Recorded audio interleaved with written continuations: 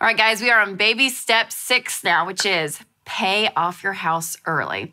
Now, this is an exciting step. This is so fun, but what's hard is that you watching, you're probably still paying off your student loans, your credit cards, like you're in baby step 2. So baby step 6 may seem a little far out and it can be a little daunting, but I promise it is a great step and it's motivation because this is where you're going. This is the future. So when we look at baby step 6, Chris Hogan, Dave Ramsey, thanks y'all for being here. Thank you. You're just the experts in the whole area, so welcome.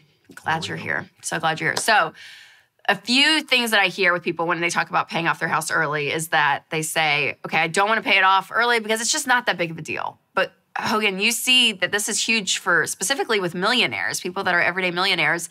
This is a big step for them. It really is. And Rachel, as you know, we did the largest study that's ever been done on millionaires. We talked to over 10,000 of them. And what we found is that these millionaires are very, very focused and very intentional. And they're paying off their home in just under 11 years. Awesome. So if you think about that, that's a massive move and a big step in their overall net worth. Yeah. So paying off the home is a huge step on your everyday millionaire journey. Which is huge. So with your net worth, obviously, it makes a huge dent. But also with your monthly budget, like if you think about it, you know, if you're 50 years old and you haven't paid for a house, the next 30 years of your life, you don't have a mortgage payment. What would it be like to have no payments? I mean, no mortgage payment. Nothing. Now, another myth I hear is that people say, well, I want to keep my mortgage because of the tax deduction. And this is something that we combat all the time. And so what would you say? Well, how would you answer that, Dave? Well, it's just silly. I mean, the math is ridiculous, and because if you take a $200,000 mortgage at 5% interest, well, that's $10,000 a year that you're sending in interest. Now, you can deduct that only if you itemize, and statistically, less than 10% of Americans itemize. So this is a mythological discussion among broke people, is what it amounts to. So it doesn't apply.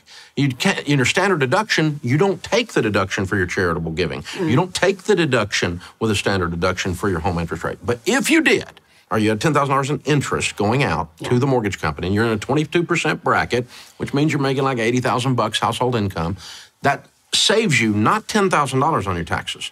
It's $10,000 less income that you pay taxes on.